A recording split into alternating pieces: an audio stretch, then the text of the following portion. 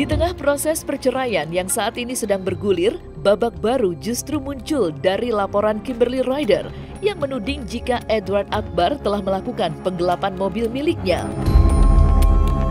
Kemarin, Edward baru saja menjalani pemeriksaan di Polres Metro Jakarta Selatan.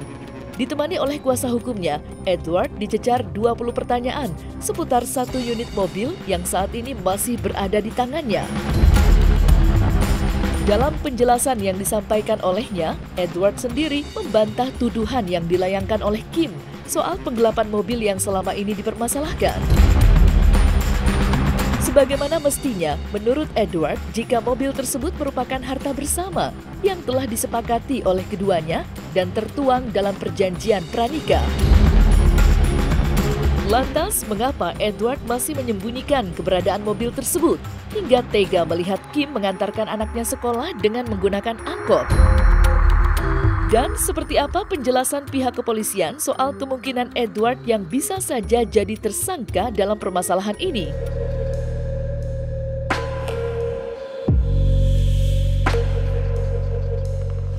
Untuk NL sudah diperiksa atau sudah dimintain keterangan, dan hari ini EA datang ke Polres Jakarta Selatan untuk memberikan keterangan yang diperlukan oleh penyidik. Karena memang kemarin kita bersurat dan penundaannya sudah diminta dari pengacara.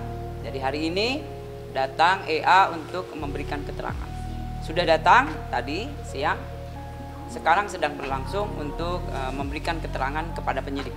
Pertanyaan sudah dipersiapkan, sudah 20 pertanyaan, tapi itu berkembang. Ya, jadi mungkin keterangannya harus dicari oleh penyidik, pasti diminta lagi. Untuk menentukan seseorang nanti kita tetap gelar perkara kembali. Setelah bukti-bukti, kemudian saksi sudah kita mintain keterangan. Lanjut itu kita gelar perkara. Itu nanti penyidik yang jelas, yang tahu ya kalau itu. Di masa pernikahan jadi harta bersama sebetulnya. Makanya jadi hadapi dengan kebenaran aja. Karena ada perjanjian pranikah juga kok yang menjelaskan itu semua.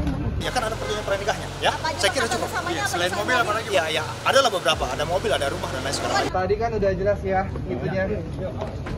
Jadi kalau ada lengkap semua, maksudnya nggak ada lah unsur penggelapan dari mana. Seperti yang tadi saya sampaikan di awal, mohon doanya semua bisa baik aja. Semuanya bisa kondusif, semua itu diawali dengan yang baik. Jadi ayo yang baik. Dan kalau apa yang hari ini ya sesuai yang saya sampaikan di awal, bahwa ini harta bersama. Kita menikah 26 Agustus 2018, mobil dibeli bersama Desember 2018. Itu aja yang bisa saya sampaikan. Jadi ya bismillah, unsur penggelapannya ada di mana itu. Mengelola hal itu memang hal yang berbeda. Kita juga sudah melakukan laporan dan ini kan concernnya dalam gugatan ya. Jadi mohon tidak mencampur adukan gitu. Dan itu ada agendanya tersendiri. Itu aja sih. Ya mudah-mudahan ini bisa clear supaya saya bisa berkarya lagi di film. Saya juga naik sepeda, naik apa, nggak apa-apa kok buat juang anak-anak di masa depan. Iya, belum ketemu anak, dan status harta itu status harta bersama ya. Dan mereka masih suami istri.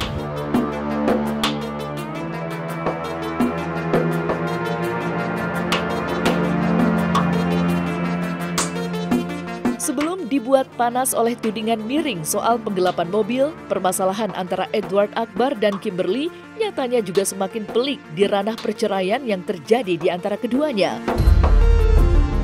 Bagaimana tidak, secara tidak langsung Kim turut menyinggung Edward melalui permintaan nafkah sebesar Rp5.000 dari semua jenis nafkah, yakni nafkah mut'ah, ida, madiah, kiswah, dan maskan, yang jika dipisah masing-masing hanya bernilai Rp1.000 dari Edward Akbar. Ya, menurut Kimberly Ryder, ia hanya meminta tanggung jawab Edward Akbar sebagai seorang ayah dari anak-anaknya.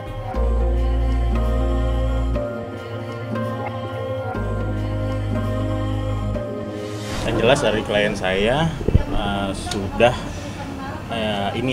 merasa tidak ada titik temu sebenarnya yang harusnya segera dilanjutkan ke proses jawab-menjawab di persidangan. Bahkan klien saya dalam gugatannya juga tidak mempersulit kok untuk meminta nafkah baik anak baik kepada klien saya sebagai penggugat ya. Bahkan nafkah mut'ah, idah, madiyah, kiswah dan maskan hanya Rp1.000, masing-masing Rp1.000. Nafkah mut'ah Rp1.000, yang total di 5 itu cuma Rp5.000. Tidak mempersulit. Ya menurut aku yang penting itu adalah cuman nafkah anaknya aja sih. Nafkah anak. Sebagai ya udah tanggung jawab sebagai bapak aja. Saya nggak ada pekerjaan kan, ada ini ya, ada apa ya namanya? Iya, karena maksudnya kerjaan lagi syuting, saya lagi nggak ada kerjaan. Mas ada harapan khusus Saya di nggak ada angka? kerjaan karena ya memang ada proses di Polres itu ya. Jadi membuat pekerjaan saya banyak di cancel. Iya, kalau nafkah anak ya nanti kita sudah ada pengajuan, tapi dari Kim sendiri Pokoknya pastinya tidak nggak nyampe mempersulit. 50 juta per bulan, nggak nyampe. Iya. Tapi memang dari pihak bawah itu pasti. Terkait nafkah anak itu kan sifatnya kita mengajukan ya sebagai penggugat gitu, dan itu murni untuk pendidikan anak, kedua anaknya gitu loh. Kalau untuk kayak makanan, kalau untuk apa, penggugat atau seharian. Kimberly sendiri itu tidak mempersulit karena total dari nafkah itu cuma Rp5.000 kok. Dia bilang dia mau mediasi lagi, dia butuh waktu, belum menemukan titik temu mengenai ini ya nafkah ya.